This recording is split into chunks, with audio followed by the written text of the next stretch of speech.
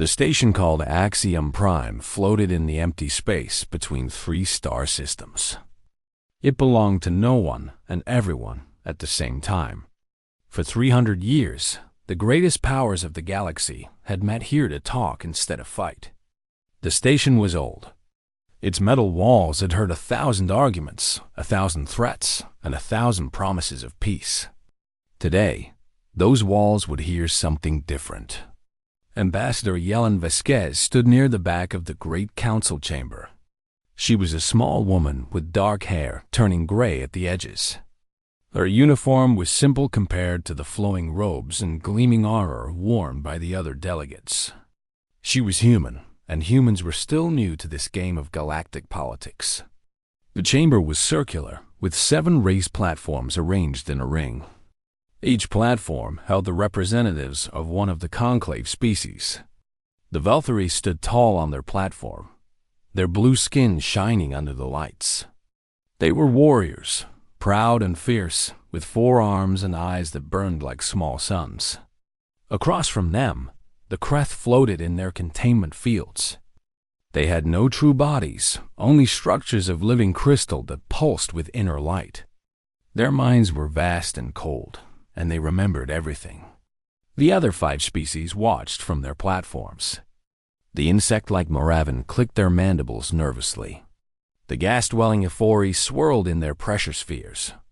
The ancient Tessari sat motionless, their stone-like bodies unreadable. The plant-based Verdani rustled their leaves in agitation. And the humans, represented by Yellen and her small team, stood on the lowest platform of all. The Velthari High Speaker stepped forward. His name was Corvith, and he was massive, even by Velthari standards. His voice boomed through the chamber like thunder rolling across mountains. "The Kreth have insulted our ancestors," Corvith declared. "They have mocked our sacred dead. They have broken the bonds of honor that held our peoples together. There can be only one answer to such offense." The Kreth representative pulsed with cold light. Its voice came through translation devices, flat and without emotion. "The Velthari attacked our research vessel in neutral space. 17 crystalline minds were shattered. They are gone forever. This cannot be forgiven. This cannot be forgotten." Yellen watched the exchange with growing dread. She had read the reports. A Velthari patrol ship had destroyed a Kreth vessel, claiming it was spying on Velthari military positions. The Kreth insisted the vessel was conducting peaceful scientific research. Both sides believed they were right. Both sides had dead to mourn. And now both sides had fleets massing at the border. The Moravan delegate raised a claw.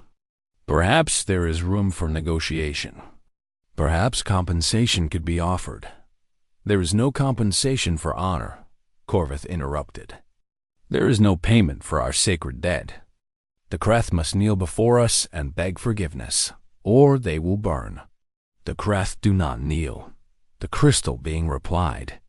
"The Kreth do not beg. If the Velthari wish war, they will have war. We have calculated the outcomes. Both our peoples will suffer greatly. But we are prepared to accept this cost." Yellen felt her stomach tighten. She had seen the military projections. A full war between the Velthari and the Kreth would kill billions. Entire worlds would be reduced to ash.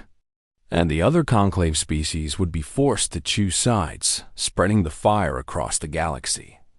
The Tessari delegate spoke for the first time. Its voice was like grinding stones. "This council has maintained peace for 3 centuries. We urge both parties to step back from this edge. The edge was crossed when Kreth blood was spilled, the crystal being said. The edge was crossed when Kreth spies invaded our space," Corvith countered. The argument continued round and round, each side growing more angry, more certain of their righteousness. Yellen listened and said nothing. What could she say? Humanity had been part of the conclave for only 200 years.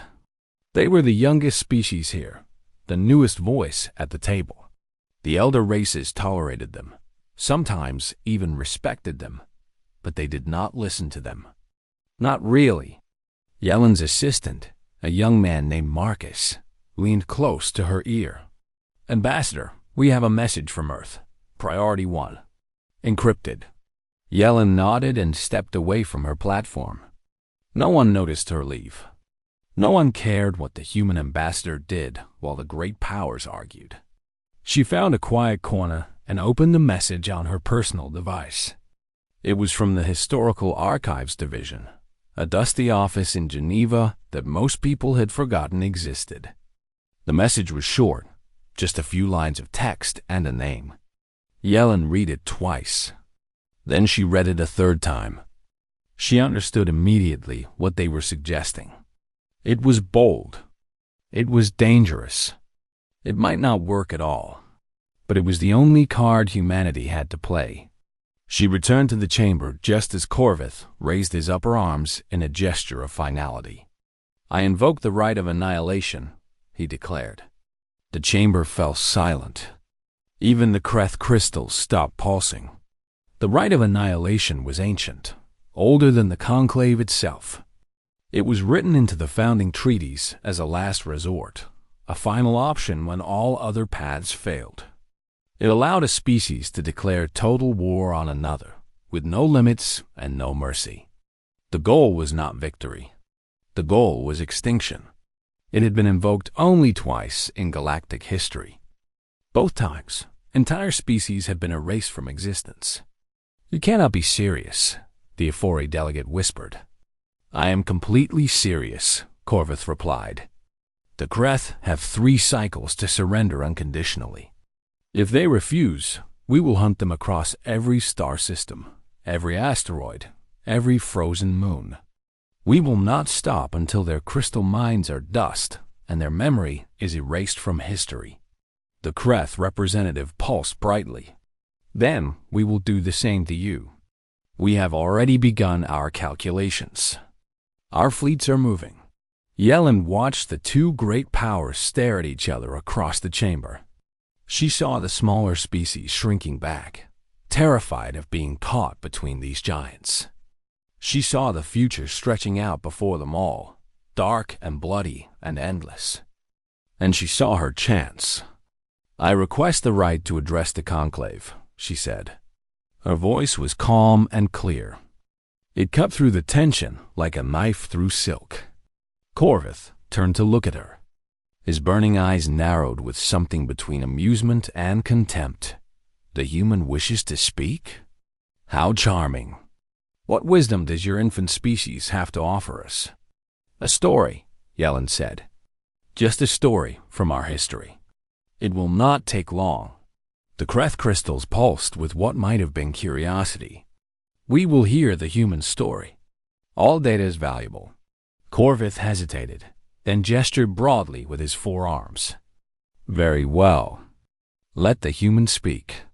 Perhaps we will learn something about primitive cultures before we end this day." Yelen stepped forward to the center of the chamber.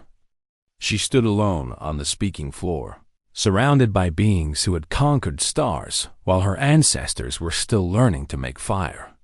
She took a deep breath, and she began to speak. Yelen stood in the center of the speaking floor. The eyes of 7 species were upon her. Some looked at her with curiosity. Others looked at her with pity. A few looked at her with contempt. None of them expected anything important from the small human woman in her simple uniform. That was fine. Yelen did not need them to expect anything. She only needed them to listen. "Thank you for allowing me to speak," she began. "I know that humanity is young. I know that we have much to learn from all of you. But today, I would like to share something from our past. It is not a happy story. It is not a proud story. But it is a true story, and I believe it is worth hearing."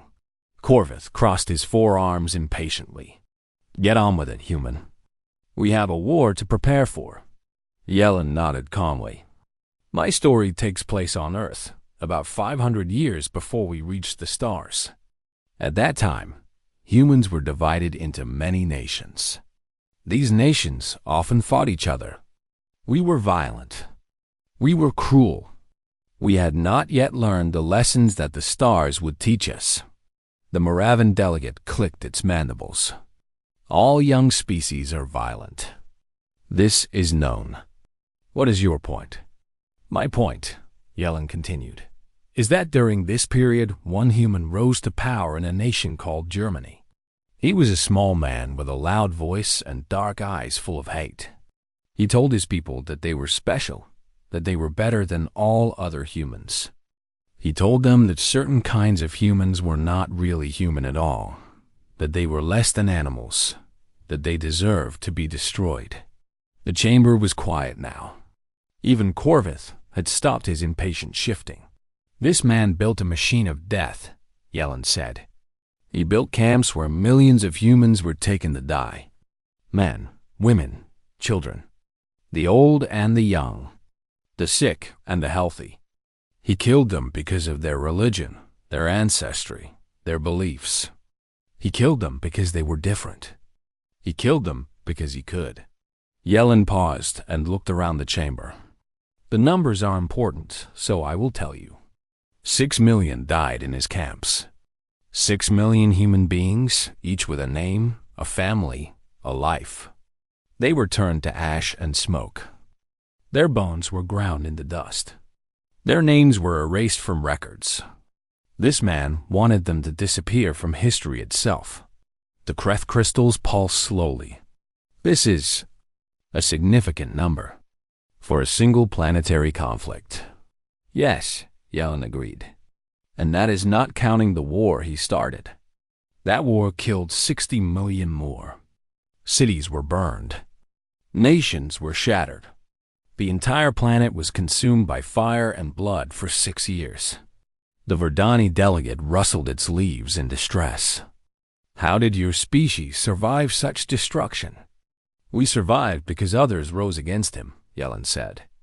Nations that had fought each other for centuries put aside their differences. They joined together to stop this man and his machine of death.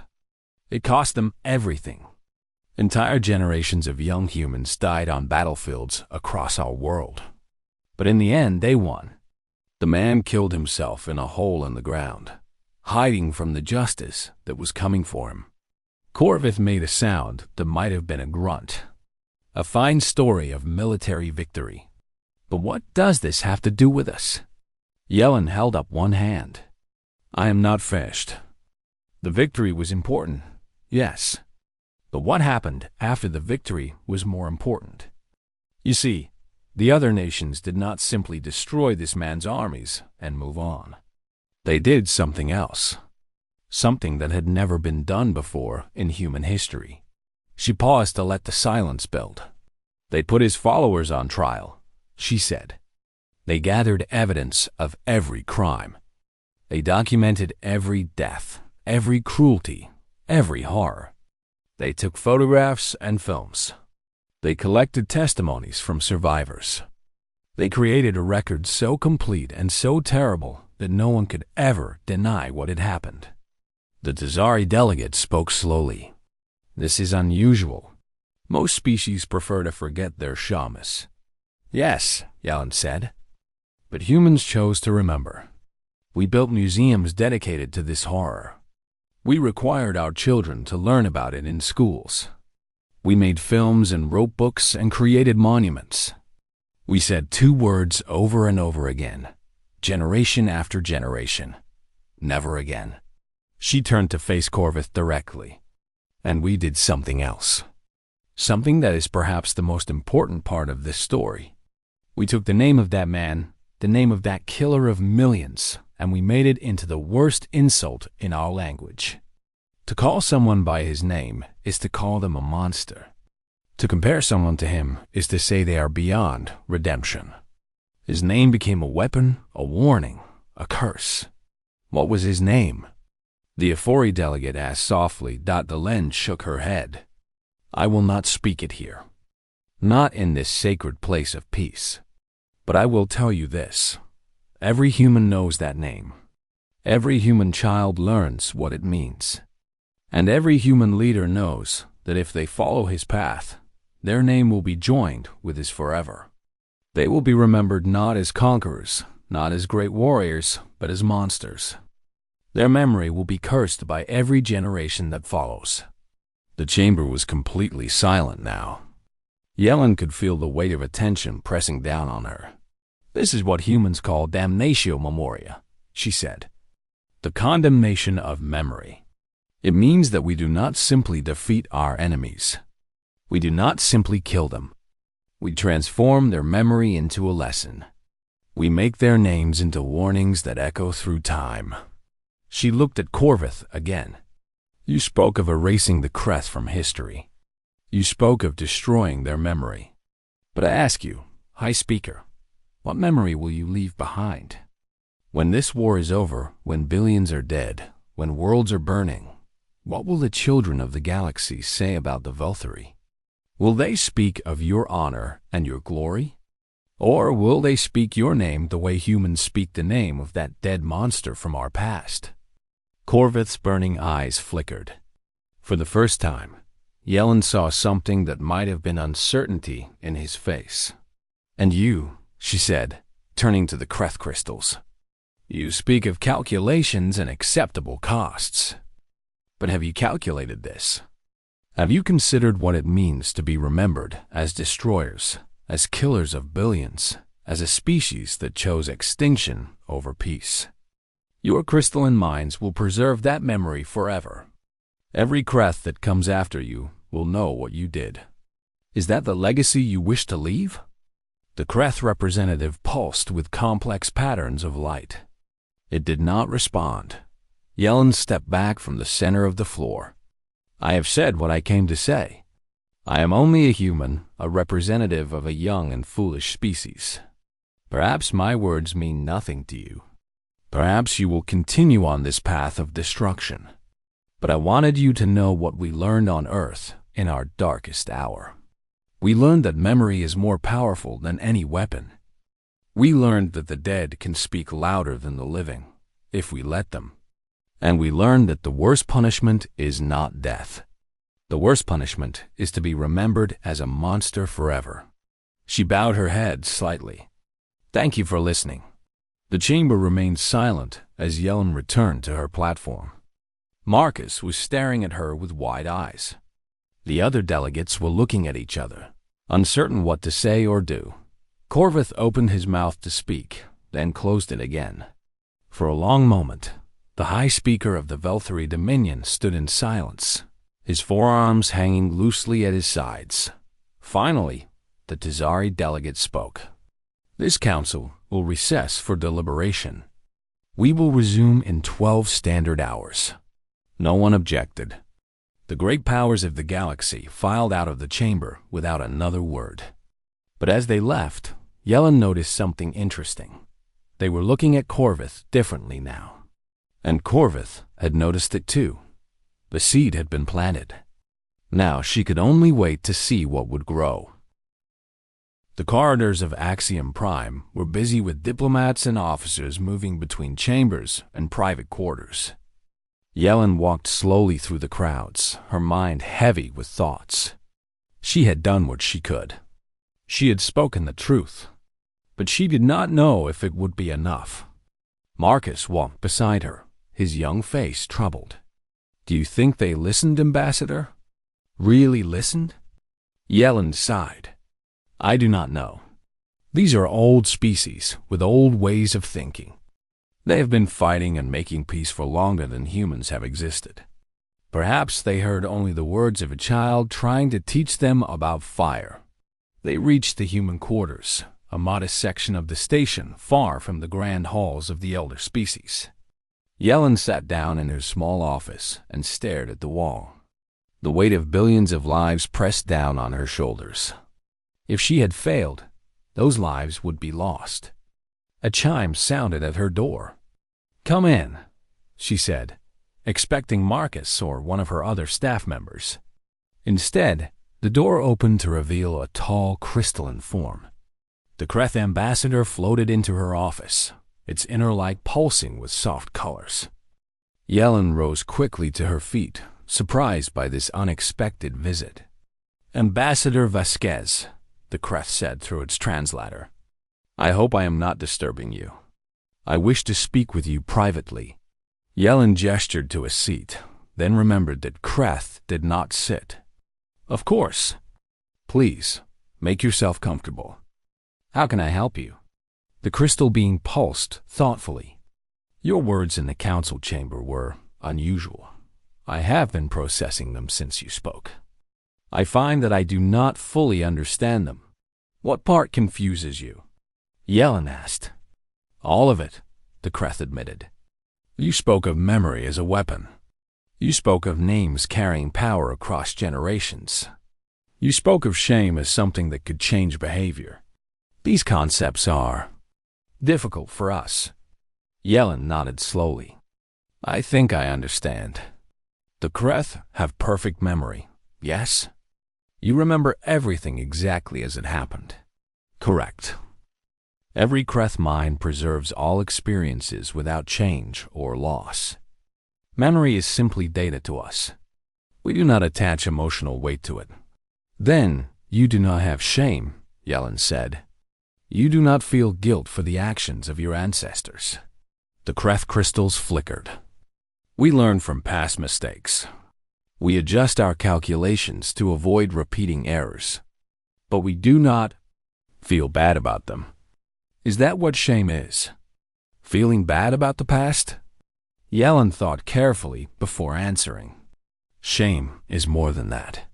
Shame is when the memory of a wrong action changes who you are. It is when you carry that memory as a weight, always reminding you not to repeat it. It is personal, but it can also be shared by a whole group of people. And this is useful? The Creth asked. This seems inefficient. Surely it is better to simply analyze past errors and move on. Perhaps, Yellen said. But humans are not purely rational beings. We are driven by emotions as much as logic. Shame connects us to our past in a way that pure analysis does not. It makes the past feel present. It makes us feel responsible for what came before, even if we personally did not do it. The Creth was silent for a long moment. Its crystals pulsed with deep, complex patterns that Yellen could not read. You spoke of a human who killed millions, it finally said. You said his name became a curse. I have searched human databases. I found the name you would not speak. Yellen felt a chill run down her spine. And what did you think when you found it? I found that you were telling the truth.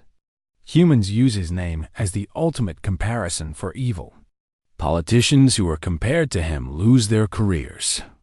Ideas that are compared to his ideas are rejected without consideration. His name has become a boundary that humans will not cross. Yes, Yellen said softly. That is exactly right. This is remarkable, the Creth said. You have turned a name into a prison. Anyone who approaches his methods becomes trapped in his memory. They cannot escape the comparison. They become him in the minds of others. Yellen nodded. Memory is not just data. Memory is a story we tell about ourselves. And the stories we tell shape who we become. The Creth crystals pulse rapidly. I am beginning to understand. You are suggesting that if the Velthari proceed with their war, they will become like your dead monster. Their name will become a prison for all Velthari who come after. Not just the Velthari, Yellen said. The Creth too. If both sides commit atrocities, both sides will be remembered for them. Your perfect memories will preserve every horror forever. Your children will carry the weight of what you did here. The Creth was still for a long time. When it spoke again, its voice seemed different somehow, less cold and mechanical. We Creth believe that information should be preserved without judgment. We do not hide our past or pretend it did not happen. But we also do not assign moral weight to it. History is history. Data is data. And has that worked for you? Yellen asked gently. The crystals flickered. We have had 17 civil conflicts in our history. We remember each one perfectly. We have analyzed each one carefully. And yet, They keep happening. Perhaps. The Kreth paused. Perhaps pure analysis is not enough. Perhaps we need something more. Yellen leaned forward. What you need is not more data. What you need is meaning. When humans remember that monster from our past, we do not just remember facts. We remember that it was wrong. We feel that it was wrong. That feeling is what stops us from doing it again. Feeling? The Kreth repeated slowly. This is not something Kreth are good at. You could learn, Yellen said. You could teach your children not just what happened, but what it meant. You could make your memories into lessons instead of just records. The Kreth ambassador floated in silence for several minutes. Yellen waited patiently, understanding that the crystal being was processing ideas that were completely foreign to its nature. Finally, it spoke. I must meditate on these concepts. They are challenging, but I thank you, Ambassador Vasquez. You have given me much to consider. May I ask, Yellen said as the Kreth turned to leave, what you will do now? Will you continue to push for war? The crystals pulsed slowly. I do not know. I must calculate the long-term implications of your words. The cost of war in lives and resources is known to me, but the cost to our memory, to our legacy, to how we will be remembered for eternity, this is a variable I had not considered. The Kreth floated out of her office without another word. Yellen watched it go, feeling a small spark of hope in her chest. She turned back to her desk and found a message waiting for her. It was from an unexpected source, a junior officer in the Valtteri delegation. The message was short. Ambassador Vasquez, your words have troubled me. I have begun researching your species and your history. What I have found frightens me more than any enemy fleet. I believe we need to talk. Please respond if you are willing to meet in secret. Yellen read the message 3 times. Then she began to compose her reply. The seeds were growing faster than she had expected. Now she needed to make sure they grew in the right direction. The meeting place was a small observation deck on the lower levels of Axiom Prime. Few people came here. The view showed only empty space and distant stars. It was the perfect place for a secret conversation. Yellen arrived first and waited in the darkness. She did not have to wait long. The Valtteri officer who entered was young by her species standards, perhaps equivalent to a human in their 30s. Her blue skin was pale, and her forearms were wrapped tightly around her body as if she were cold.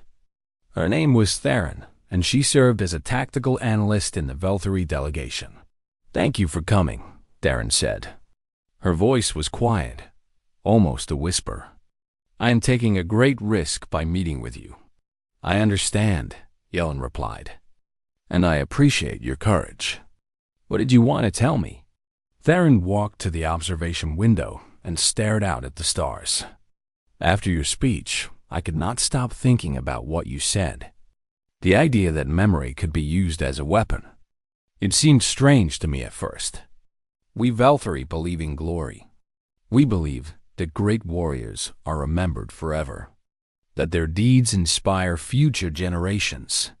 That is a noble belief, Yellen said carefully. Yes, but your words made me wonder. What happens when the deeds are not noble? What happens when the glory is built on horror? Theron turned to face Yellen. So I began to research your species. I read about your history. I read about your wars and your crimes and your darkest moments. And what did you find? Theron's eyes flickered with something that might have been fear. I found that humans are more terrifying than any species I have encountered. Yellen was surprised. Terrifying? Humans are one of the weakest species in the Conclave. Our technology is primitive. Our lifespans are short. We have no natural weapons, no special abilities. That is not what terrifies me, Theron said. What terrifies me is your memory. Your history is full of monsters, yes, But it is also full of humans who rose against those monsters. And when you defeated them, you did not simply move on. You built monuments to your shame. You taught your children to recognize evil. You made remembrance into a weapon that never stops firing. Yellen was quiet for a moment. We did not choose to be this way. We learned these lessons through suffering. Every memorial, every museum, every lesson taught in our schools, they are all paid for with blood. I understand that now, Theron said. I read about the man you spoke of in the council chamber. I read about his camps and his methods. But I also read about what happened after. I read about the trials where his followers were judged. I read about the laws your species created to prevent it from happening again. I read about how you turned his name into a curse that echoes through every generation. She moved closer to Yellen, her voice becoming more intense. And I realized something terrible. If the Velthari follow the path that High Speaker Corvus is leading us down, we will become like your monster. Not in your eyes only, but in the eyes of every species in the galaxy. Our names will become curses. Our children will carry our shame forever. This is what I tried to tell the council, Yellen said softly. Yes, but you do not understand the full weight of what that means for us, Theron replied. Velthari live for glory. Our entire culture is built on the idea that great deeds make us immortal, that our names will be sung by future generations. But if those songs become curses instead of praises, it would be worse than death. It would be eternal damnation. Yellen nodded slowly. And now you understand why memory is such a powerful weapon. I understand more than that, Theron said. I have been speaking with other junior officers. Many of them are troubled by Corvus's decision to invoke the right of annihilation. They joined the military to defend our people, not to commit genocide. They want glory, yes, but not the glory of monsters. How many of them feel this way? Theron hesitated. I do not know exactly. Perhaps a third of the delegation. Perhaps more. They are afraid to speak openly because Corvus is powerful and does not accept disagreement easily. But they might speak if someone else spoke first, Yellen said. If someone with standing in your society questioned this path, perhaps. Theron looked troubled. But questioning the High Speaker is dangerous. Those who challenge him often find their careers destroyed. Some have disappeared entirely. Yellen thought carefully.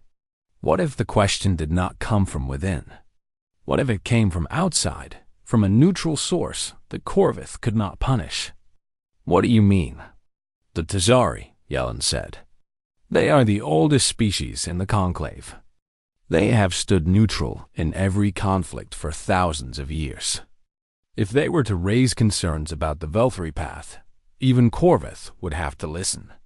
Theron's eyes widened. You think the Tazari would do this? I do not know. But I intend to find out. Yellen paused. There is something else I need you to do, Theron. Something that may be even more important than talking to your fellow officers. What is it? I need you to speak with Corvus himself. Theron stepped back, her blue skin going pale.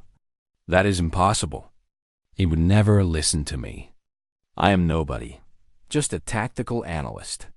He surrounds himself with admirals and war chiefs. He does not need to listen to you, Yellen said. He just needs to hear you. Ask him one question, just one, and then leave. Let the question do its work. What question? Yellen smiled grimly. Ask him what echo he wants to leave behind. Ask him if he wants the children of the galaxy to speak his name the way humans speak the name of our monster. That is all. Just plant the seed and walk away. Theron was silent for a long moment. When she spoke, her voice was barely audible. You are asking me to risk everything. My career, my reputation, perhaps my life.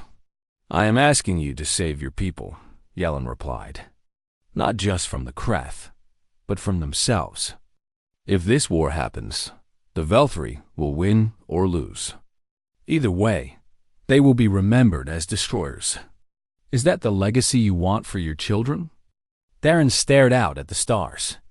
Yellen watched her struggle with the decision, watched the fear and the duty battle inside her. She did not push. She did not argue. She simply waited. Finally, Theron turned back to face her. I will do it. I do not know if it will work. I do not know if Corvith will even hear my words. But I will try. That is all anyone can do, Yellen said. We cannot control how others react to truth. We can only speak it and hope that it finds fertile ground. Theron nodded slowly. You humans are strange creatures. You are weak and short-lived and primitive by galactic standards. But you carry a power that I am only beginning to understand. Your memory is not just a record. It is alive. It grows and spreads and changes everything it touches. We paid for that power with the blood of millions, Yellen said quietly. I would not wish our history on anyone. But since we have it, we might as well use it to prevent others from making the same mistakes. Theron moved toward the door, then stopped. Ambassador Vasquez, may I ask you something? Of course. The monster you spoke of in the council. His name. You said you would not speak it in that sacred place. But we are not in a sacred place now. Will you tell me? Yellen was quiet for a long moment. Then she spoke the name softly, letting it fall into the silence like a stone into dark water. Theron listened. She repeated the name once, testing its weight on her tongue. Then she nodded. I will remember, she said. And I will make sure Corvith understands what it means to be remembered that way. She left without another word. Yellen watched her go, then turned back to the observation window. The stars stared back at her, cold and distant and uncaring. But somewhere out there, on 100 worlds, the echoes of Earth were spreading. The dead were speaking, and the living were beginning to listen.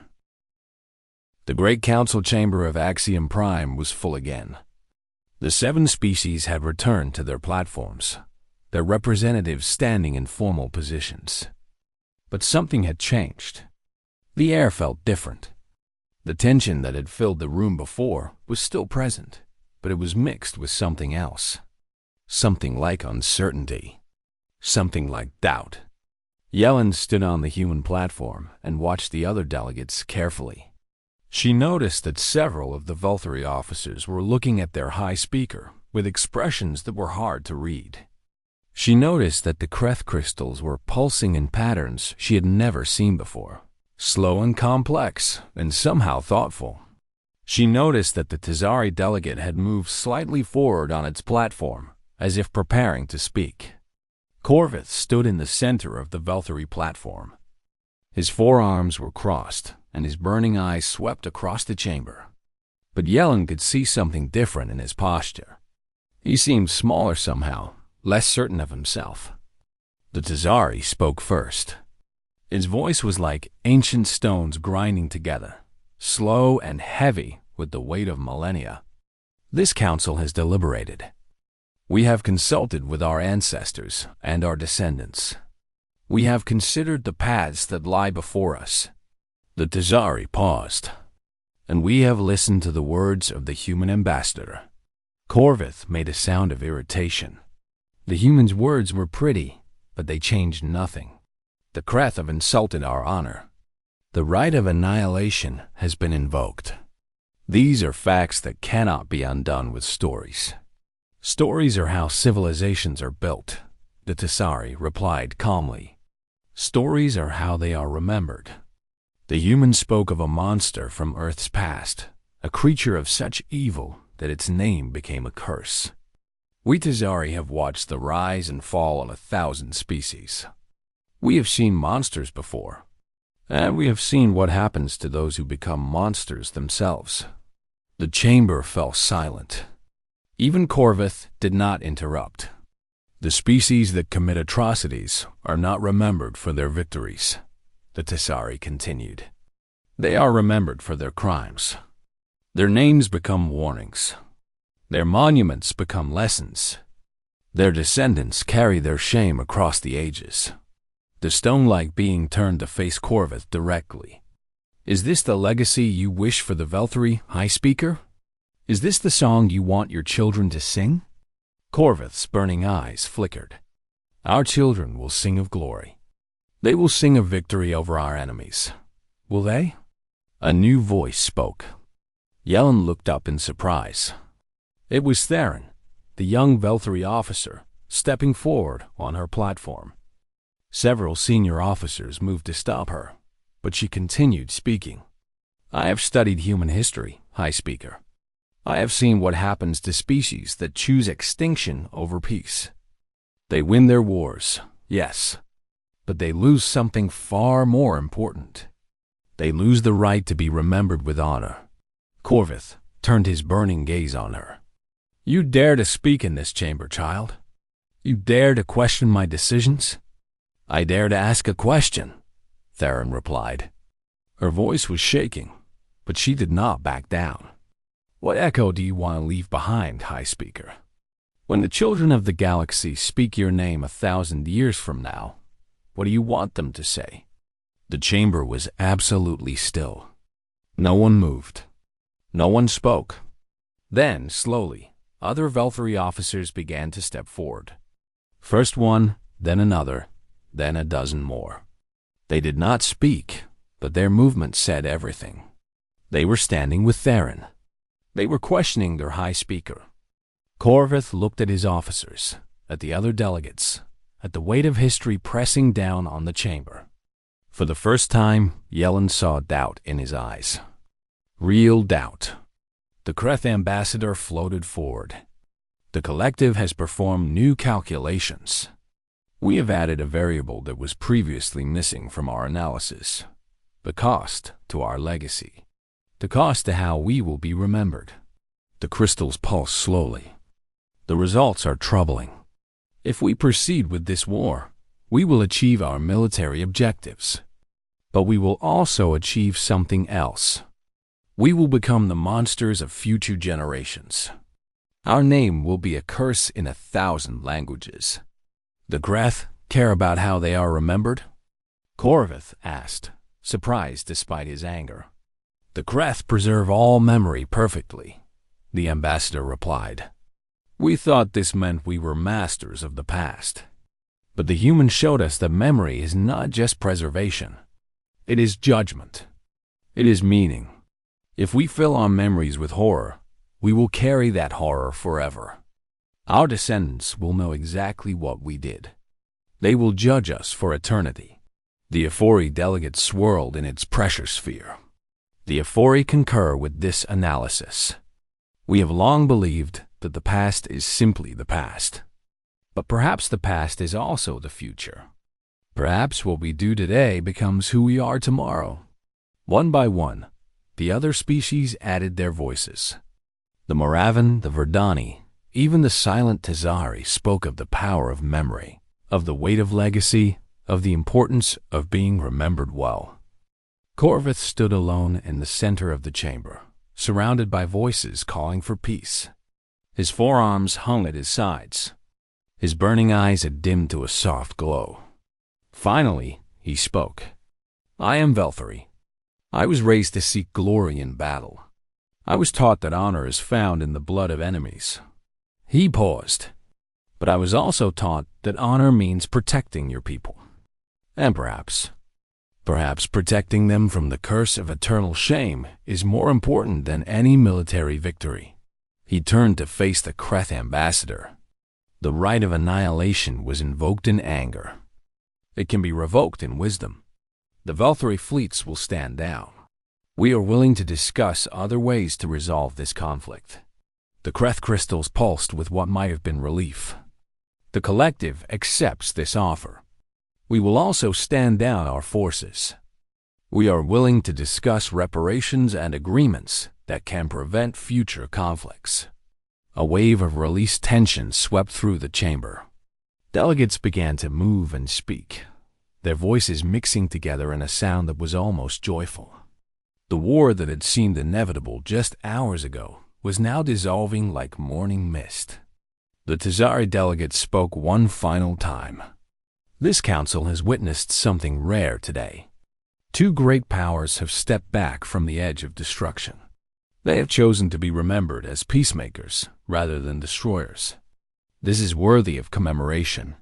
The ancient being turned to look at Yellen. And we have witnessed something else. A young species, still new to the stars, has reminded the elder races of a lesson we had forgotten. Memory is not just a record of the past. It is a promise to the future. What we do today echoes through all the ages to come. Yellen felt the eyes of the council upon her. She stepped forward and spoke clearly. Humanity does not claim to be wise. We are young, and we have made many mistakes. But we have learned one thing through our long and bloody history. The dead can speak if we let them, and the living will listen if we make them. She looked around the chamber at the representatives of species that had conquered stars, while humans were still learning to walk upright. We offer to share what we have learned. We propose a galactic remembrance protocol, a shared commitment to preserve the memory of atrocities, to ensure that no species can hide its crimes in silence. Let us build monuments together. Let us teach our children together. Let us make remembrance into a shield that protects us all from the darkness within ourselves. The council voted unanimously to accept the proposal.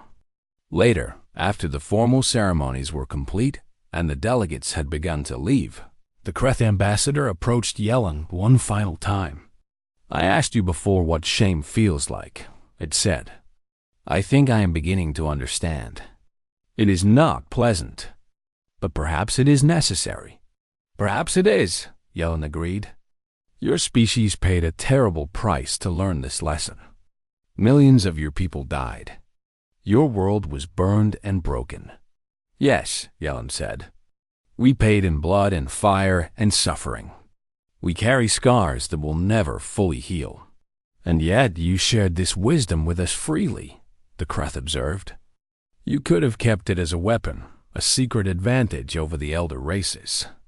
Why did you give it away?" Yellen smiled sadly. "Because the dead deserve to be remembered. Not just our dead, but everyone's dead. If their suffering can prevent future suffering, then at least it meant something. At least they did not die for nothing." The Kreth was silent for a long moment. Then it did something that Yellen had never seen a Kreth do before. It bowed, its crystalline form tilting forward in a gesture of deep respect. "On behalf of the collective," it said, "we thank you. And we will remember." It floated away, leaving Yellen alone in the empty chamber.